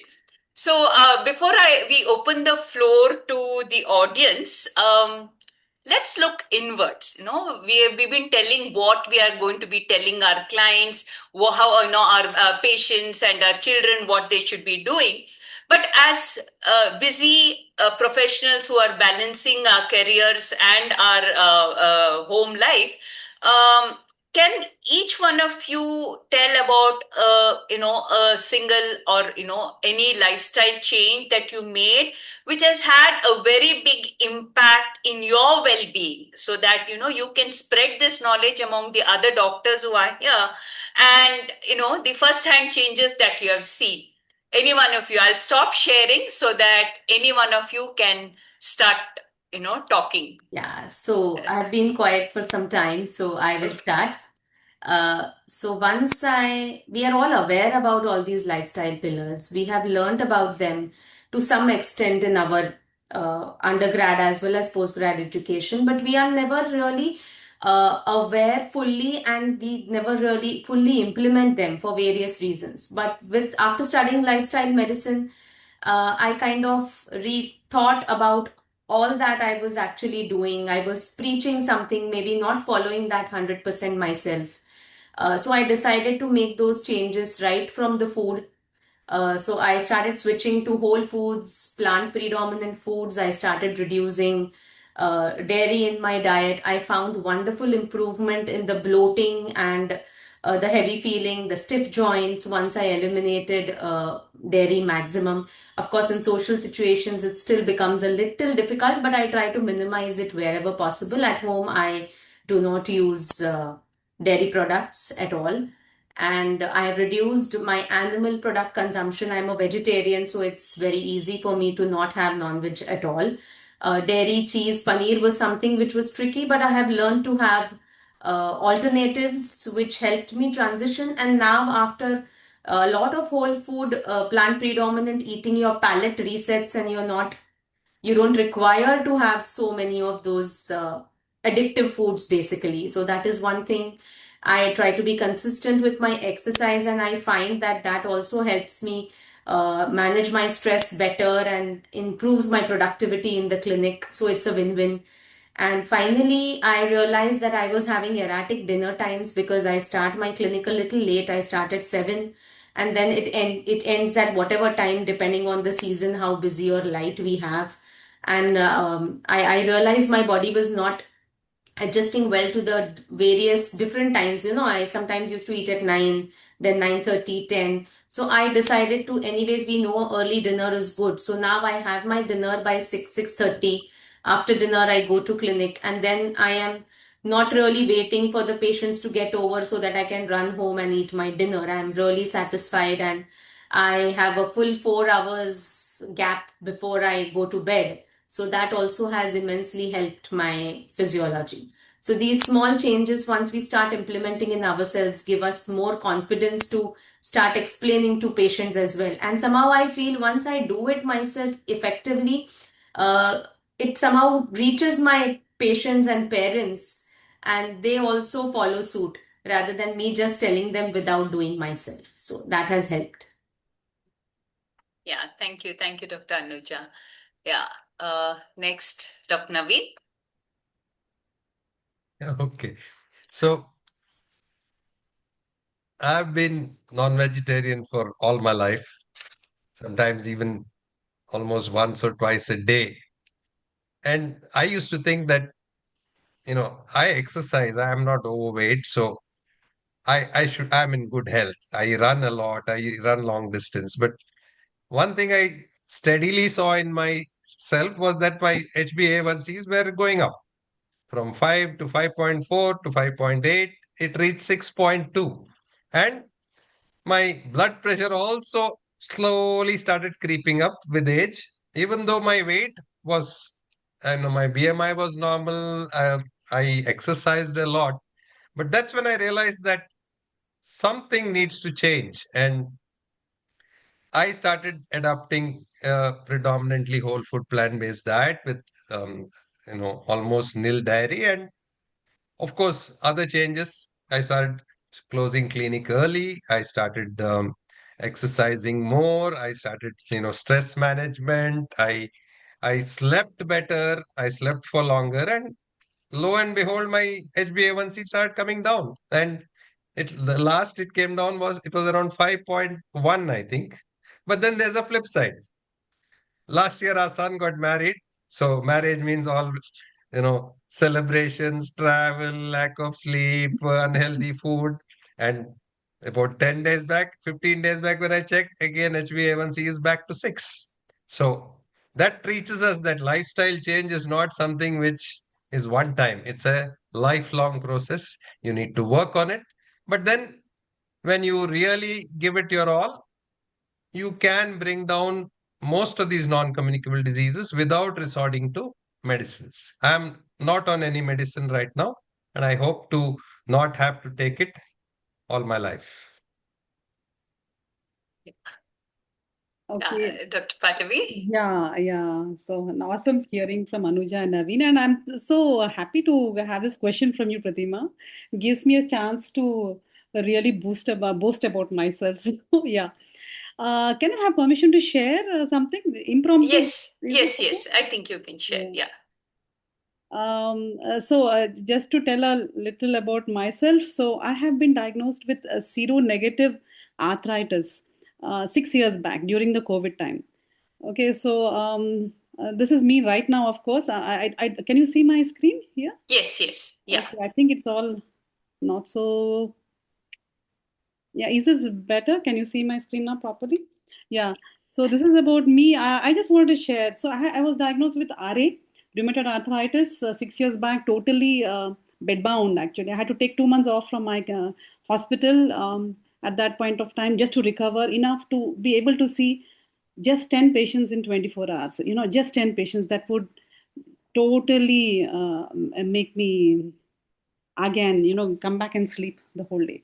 So it was that bad. And it took me a year to recover. And I had been on research about this lifestyle and have incorporated all these practices right from then by myself, not that I had consulted anybody, just out of my own research.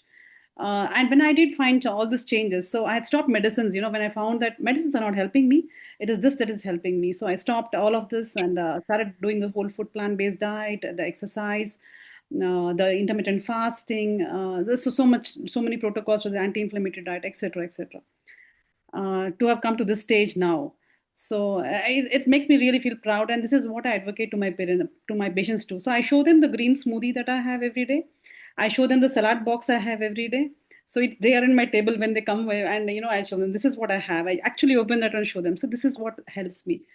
And now you know what I'm going to do. Pratima, thanks for giving me this opportunity. So I'm going to show them this. Okay, this slide. This is me on a trek. So just 10 days back was a trek. I was just telling Dr. Naveen I was on a trek to the Annapurna base camp in Nepal. It's a beautiful trek. I think everybody should try it out.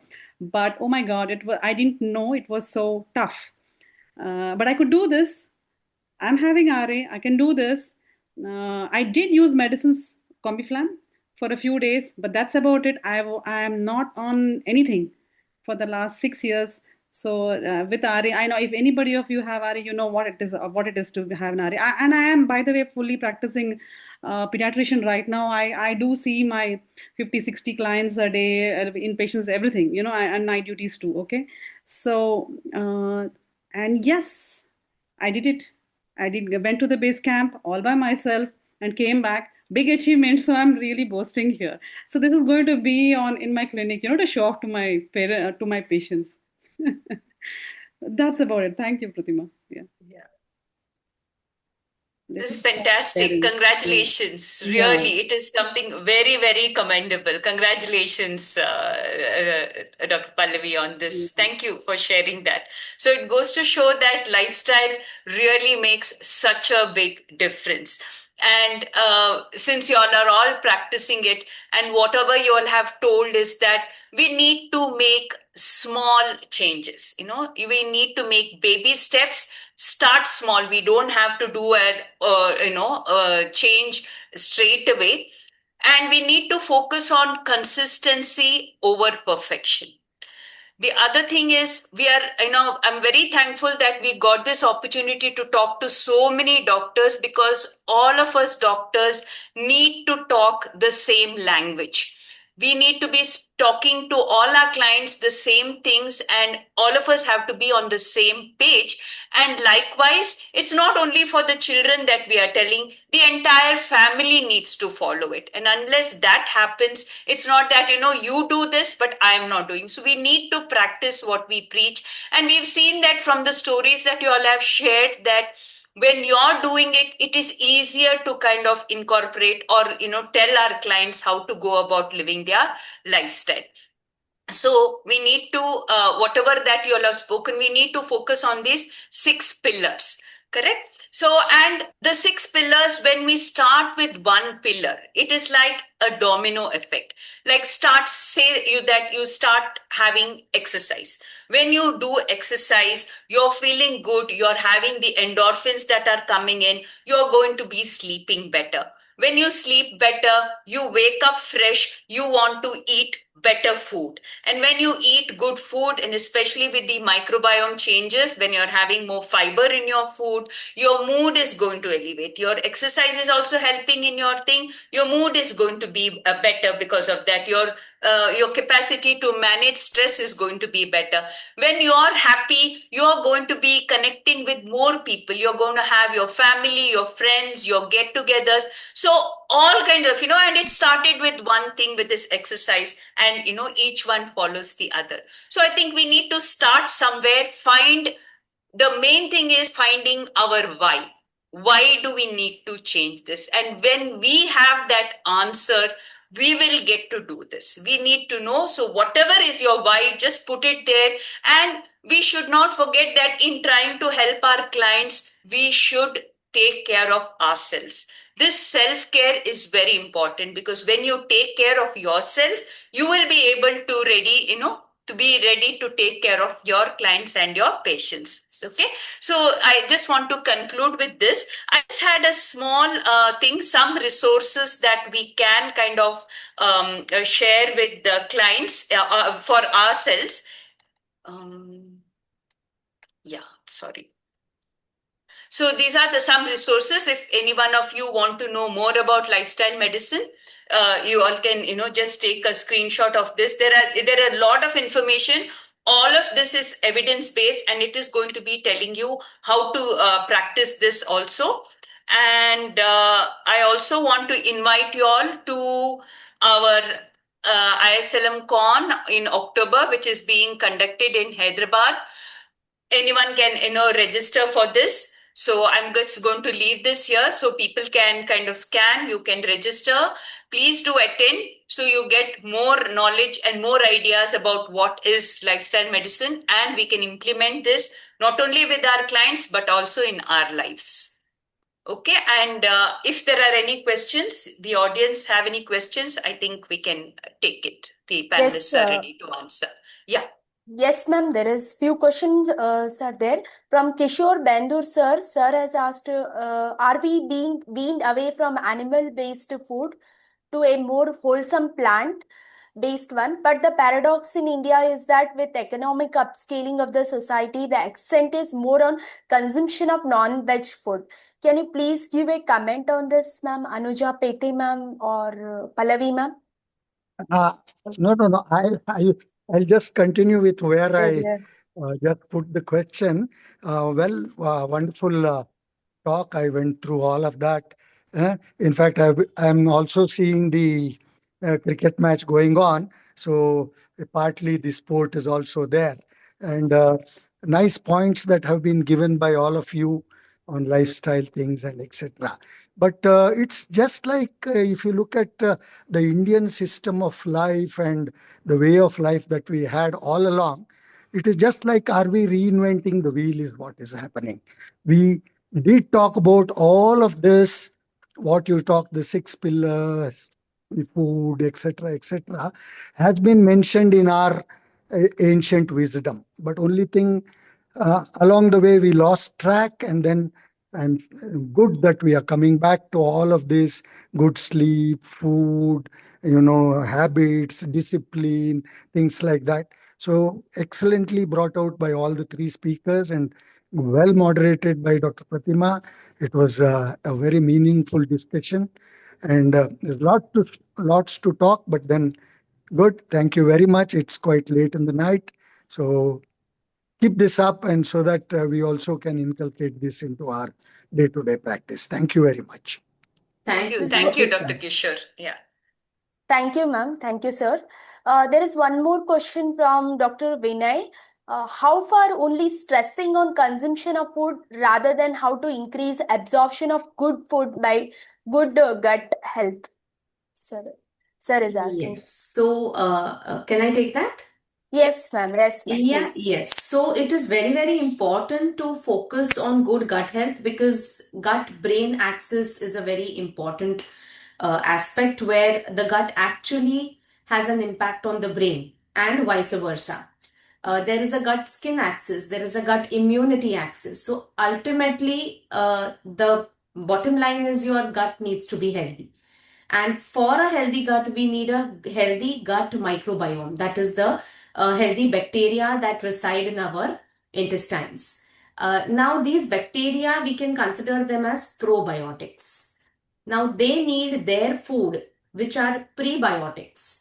So, if we give appropriate food to these bacteria, the good bacteria will thrive and flourish, and the colonies will multiply, and the bad bacteria will automatically reduce and will improve the gut health. Now, why this is important? Because these bacteria will process the prebiotic to create certain postbiotics, that is something like short chain fatty acids, which in turn are helpful in reducing insulin resistance, will reduce chronic inflammation. So the gut is really in the center of all this physiology. Now, how to improve gut health is simple. Rather than consuming probiotics from outside all the time, we need to let our innate gut flora kind of thrive and flourish, so that that particular personalized gut flora will thrive for that particular person. So how do we do that? By a whole food plant based eating pattern. Because when we say whole plant foods, fiber is only available in plant foods, and fiber is the prebiotic that is required for the gut bacteria to have their postbiotic and their metabolism. And if we do not give enough fiber, we have seen immediately we see a lot of gut issues, constipation, but it also makes the gut leaky, because when these bacteria are not given their food, they will start eating the mucus layer, and then it will lead to a leaky gut where the toxins will be absorbed in the system which are not supposed to be absorbed, and these toxins in turn will have their negative impact on our metabolism. So a whole food plant predominant eating pattern where we are having 50% of our plate with vegetables and fruits with the peels intact wherever possible is going to give us a lot of fiber. Whole grains, again, when you don't use polished grains, the bran and the outer cover is intact, it's going to give us a lot of fiber. Also, whole legumes, lentils, pulses is going to give a lot of fiber, along with other macronutrients and micronutrients, antioxidants, polyphenols. So it's a win-win. We don't really need to consider and calculate our macros when we have this healthy plate concept, and we focus on whole plant foods. Thank you, ma'am. There is one more question from Dr. Vinay itself. Sir is asking about egg. Can you comment whether we can avoid or we can take, especially in children's like less than 6 months? I'm asking this whether we can take before 6 months. When we should start before 6 months or after 6 months of age? Can I answer this? Go ahead. Yes, sir, sure.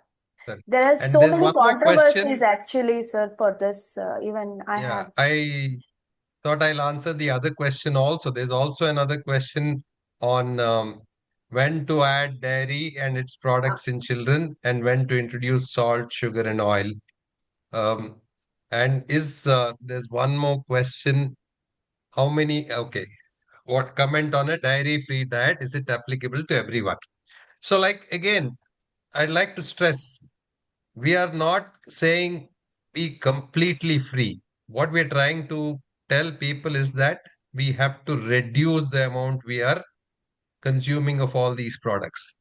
So, one practical suggestion I give my patients is, for the first 2 years of age, try and avoid. Get the children used to as many fruits, vegetables, whole grains, pulses, dal, sprouts, nuts, seeds, etc. Because these are the foods that are rich in fiber. And these are the foods that help the child to develop a very good microbiome. And we now know the importance, like Dr. Pete said, about the gut-brain axis. So let the child develop a completely healthy microbiome and a good gut by consuming all these stuff and getting used to it. What happens is, the moment you add things like ghee or cheese or butter or salt or sugar, their taste buds get aligned to that higher quantity of salt, and they induce the dopamine surge in the brain. So once the brain gets used to that high amount of sugar, salt, and oil, all these fruits and vegetables go out of their diet. So, and that's what's happening to most children. Most children don't even eat a fruit or a vegetable on a regular basis. So introduce them slowly in as less quantities as possible. Dairy is definitely not required for the first 2 years of age, because we recommend mother's milk. Mother's milk is for our children, cow's milk is for the calf.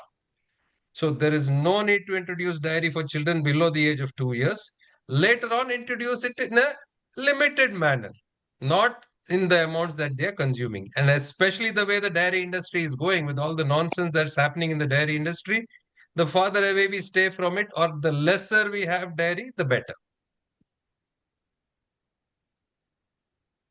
Can I add something to this too, Naveen? Pratima, please. is it okay? So I think you're going very gently with this, Naveen. Okay, I go a little more aggressive with this. When I say no dairy, it is no dairy. That's it. Sugar is an ultra processed food. It is junk. Junk is junk. It's always a no. So when a parent asks me this, or anybody asks me this, I say, why do you want me to say yes to a junk? How can you expect me to say yes to junk? Junk is junk. That's it. Now I think as a civilization we are not able to say no to the Western standards. So in India sugar was not there before, right? It was introduced maybe a century back from the Western side. So the sugars we knew were date sugar, palm sugar, jaggery. Even that we used to use once in a while during festivities, not every day. Not every day. Right now, if I say yes to sugar, to the parent who's I say yes to sugar, they're going to use this every day. You know that, and I know that. So I never say yes. First point, including dairy. So, like you said, cow's milk for the cow and human milk for the human, and that's it. Period. So all my parents who come to me, they are either on mother milk or no milk. That's what I say: mother milk or no milk. Now, unless I think if we start this, it is not going to happen, Naveen. This is what is my take on this. I'm a little passionate about this. So, yeah, and I know it. So, what I tell my parents is, see, you know that your parent had a heart attack when he was in 50s or 60s. Now we are hearing of 30s and 40s. I know, you know, that our children here, the ones we are mentoring here, are in for problems in their 20s. We all know that. We are seeing it. We are avalanche of autoimmune disease conditions, and you can go on and on. I can go on and on. You know that, and I say that's what I want to prevent. So I always tell the parent, what is it that you want? What's the future you want for your child? What's that you can do for your child? That when they come to your age, how do you want them to be? And you start here. So I'm very clear that this is it. So unless your home is free from ultra processed food, etc., it is never going to happen. So saying yes to cake, yes to an ice cream is a no. So I give them the choices. There are vegan alternatives. Please go ahead. Every city has it. I show them. I give them all the ones available in Hyderabad. Definitely yes. So I would also request all of you to have a look at videos of Dr. Brooke Goldenberg. She's a pediatrician based at US, practicing whole food plant-based diet and anti-inflammatory diet since last 20 years. She has raised her children on this sort of a diet, and a lot of information out there that she gives out, and she treats patients like this. It's awesome, a beautiful read also. Please go ahead. Just to add to that, Brooke Goldenberg was she was diagnosed with systemic lupus erythematosus, SLE, and she just changed into this diet, and she's been off medication, and she's been symptom free for the past that many years. She went on to get married, to have children, and she was given just a few years, and they said that her kidneys are going to go. But when she got onto this diet, she's made a remarkable recovery. Yeah. Absolutely. Yeah. Yeah, I think there is another question on, I think Dr. Vinay has asked about egg. Yeah, so can I come in here? Yes, so we yes, just please. complete the egg and dairy part. Yeah.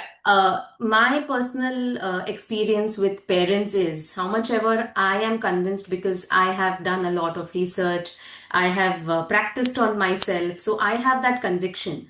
But when I make it a blanket thing, sorry, Dr. Pallavi, but when I want to get compliance from the parents, I have really faced a lot of resistance when I give a blanket no to certain things. So I have to go by their food habits and their family culture. And when many of them ask me about eggs, ideally we do not need eggs at all. But if some family is keen on giving eggs, I suggest egg yellow after 9 months and whole egg white and yellow both after 1 year.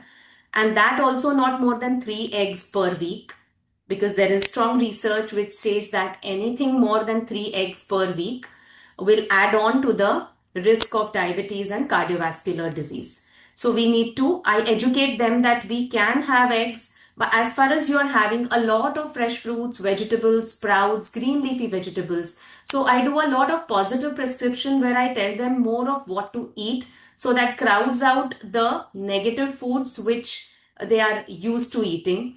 And then just not more than 3 eggs. Again, when it comes to dairy, like Dr. Naveen also said, we do not really need milk or any white liquid for that matter for our nutrition. We can seek calcium from better sources. We can seek protein from better sources. But if some family is very keen on giving, I would say after I try to stretch them to 15 months, 18 months, many times we see a lot of CMPA babies. And for them, we have to give complementary food advice where we do not involve any milk at all. So all my babies, CMPA, no CMPA, I do not advise them to give any added milk, even like a porridge or something in the complementary food. Till 1 year for sure. After 1 year, depending on the parental resistance, but I make it very clear that you can give it occasionally just to understand whether the baby is accepting it well and not having a lot of side effect. For CMPA babies, definitely beyond 18 months. And if they are tolerating also, don't make it a routine habit. You can give it occasionally. When you are out, you have less control. But at home, you make sure that you are giving all these, the four things which are very, very important, which I keep stressing is vegetables, fruits, sprouts, green leafy vegetables. So definitely no salt till 1 year of age. They do not require physiologically later also beyond 1 year, half teaspoon in the entire day of our common table salt. And no sugar till 2 years, obviously. And after 2 years also, I tell them that since you have already gotten used to using dates and dry figs and raisins and all that, why do you want to suddenly make sugar a daily thing? So I have seen that for the child, the parents also make a change. And then once I tell them that you don't need to give it on a daily basis, occasionally where you have no control, occasional outings, even food can be used as an enjoyment, but on rare occasions, like don't make it a reward. And you're out with family, you are at a hotel and you're having a dessert, okay, that sugar from there can go, but don't make a habit of ordering in or making sweets and desserts every alternate day at home, or have jam and roti and all those things. So when, and they are with us since birth. So we keep prepping them and giving them these small things of advice. And I have seen families make a good change in the adult's health as well. So I go by their acceptance level and tailor make my advice depending on that. Totally agree with you, Anuja. Yeah. I think, Thank you Sumita, so no more much. questions. Can we? Yes, I think we've had a wonderful session Already today. 11, Yes. So, Yes. other day I was just going through the original Mahabharata written by Vyasa, not by others like that, where exactly whatever the life habits were there during those days were just recorded there. It was interesting to know that during those days, they used to have only 2 times food. There is no breakfast at all. It is around 10 to 11, one food, and in the evening, between 5 to 6, they used to have another food. So no dinner and no breakfast. And people, if I go by the things like that, Krishna lived for about 125 years, and other Pandavas also lived around 150 years. And of course, Bhishma lived for 600 years. That's the thing like that one. So except for the pediatrics, I don't know what the pediatric, children used to get there during that time. So what is the opinion of the panelists about having only 2 types of food and now nothing in the dinner? Before the sunset, they should finish up the food. Any idea about We that have been one? following this for quite some time. Very good. It takes a little bit of getting used to. So we have Pratima and we have breakfast and lunch by 4. And that's it. So that's it. Our last meal of the day is at 4 o'clock, and it's made a wonderful. All my parameters are again coming down to normal. I feel more energetic. My cholesterol has come down from 250 to 230 to 150 when I last checked. So all this without medications. So very good. It works. Good one. Yeah. So thank you. I would like to add that whatever we have spoken are all evidence-based. Indian systems and our traditions all have recommended this, but there was no evidence, and it's difficult to talk in our platform as an allopathic practitioner without evidence. So I also searched out all the evidence. What are the studies for this? And I really found studies for each of this, whatever we have talked about right now. And more. Okay. Yeah. Dr. Kushal? Okay. Madam. Yeah, Kushal, we can finish. Yeah. Yes, sir. So thank you for the wonderful session. I appreciate our chief guest, panelist, and our moderator for wonderful session on K Samanvay. And I would like to look forward for these type of sessions more than anything. Thank you very much. Thank you one and all. Thank you. Thank you. Yeah, good night. Good night. Good night all. Good night.